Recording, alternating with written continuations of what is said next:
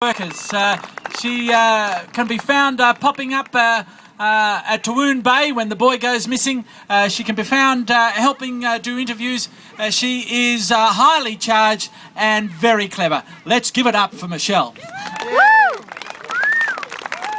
hello everybody, thanks for coming out on this hot day, and I'd like to start by paying tribute to the traditional owners of the land and pay respects to the elders past and present.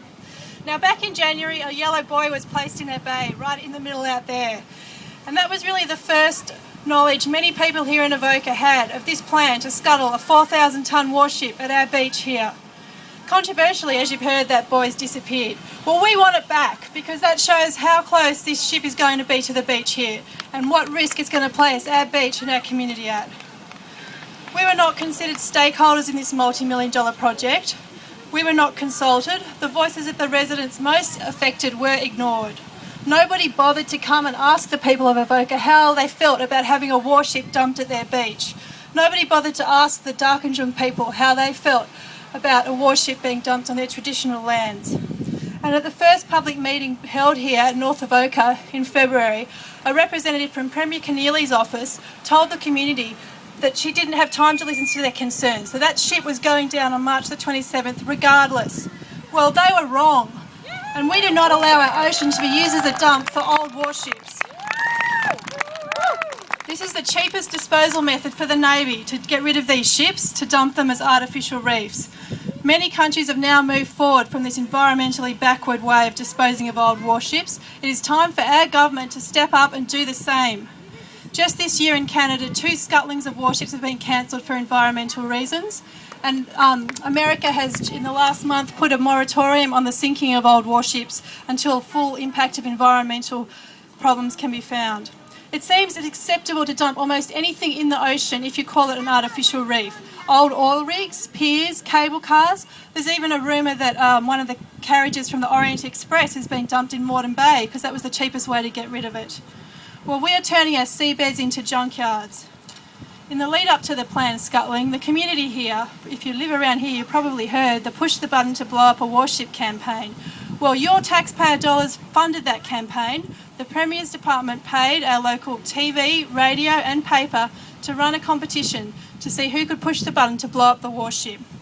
What we've found over the last year in our research about this scuttling of old warships is that tactic is used internationally to generate community support for the scuttling of these vessels. Back in March, this so-called clean ship still had 2,000 kilograms of electrical cables on it, some of which have tested positive for polychlorinated biphenyls since. PCBs, highly toxic, carcinogenic, just madness to dump it in the ocean. And we can thank a company called Monsanto for that, one of the companies selling our whole planet out for a quick buck. PCBs have been banned globally since 1979. In March, that ship still had 20,000 square metres of fiberglass insulation bats on board, the same as the bats in your roof, a proven killer of marine life. And the state government has gone back to the court to try and get out of having to remove all of it. They said it was too costly. Well, what about the cost to our marine environment? We were told by the Minister for Planning, Tony Kelly, that this ship had no lead paint on it. We were told by local groups supporting this scuttling there was no lead paint. Well, they were wrong. It is outrageous that our community has had to raise $70,000 to get these toxic items found on this ship, to get some of them taken off the ship, to find out the truth.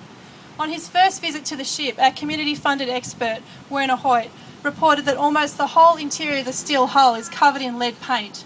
Up to 40% lead content is in some of this paint, with an average of 28%. The orders of the tribunal only require exfoliating lead paint to be removed. So if that ship is dumped out there, it is still going to have 20,000 square metres of lead paint on board. I'm a mother of 2 children. We swim at this beach every day, and I will not allow an incompetent state government to dump 20,000 square metres of lead paint in the water where my children swim. Yeah! We don't think our government has any idea how to safely and successfully scuttle a 4,000 tonne warship so close to a popular beach. Maybe it's not such a good idea after all.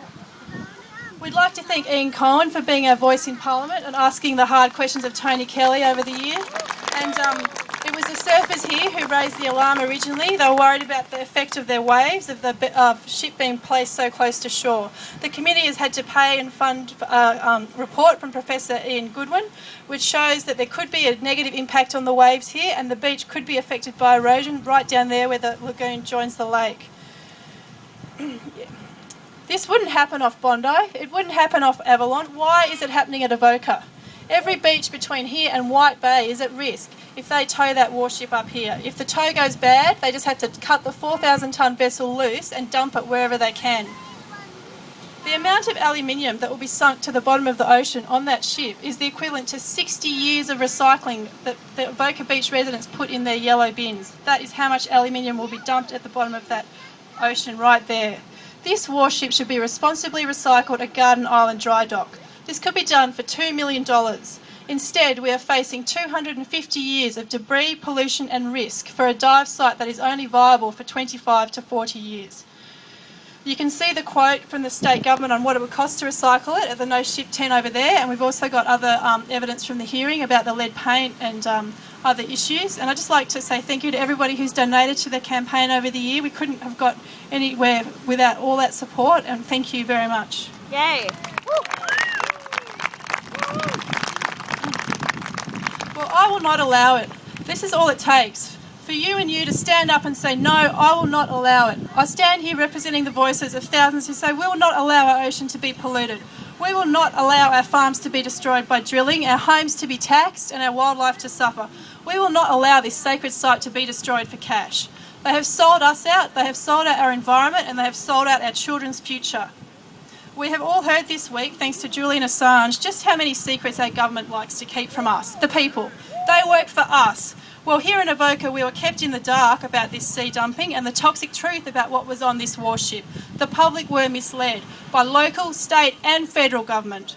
We are sending governments around the world a clear message. Our oceans are not a dump for military waste. Dumping 20,000 square metres of lead paint, 4,000 tonnes of steel and aluminium and 2 tonnes of plastic in the ocean is 100% environmental vandalism, and we will not allow it. We call on our political representatives to stop the sinking madness. Stop trashing our environment for cash. Yeah!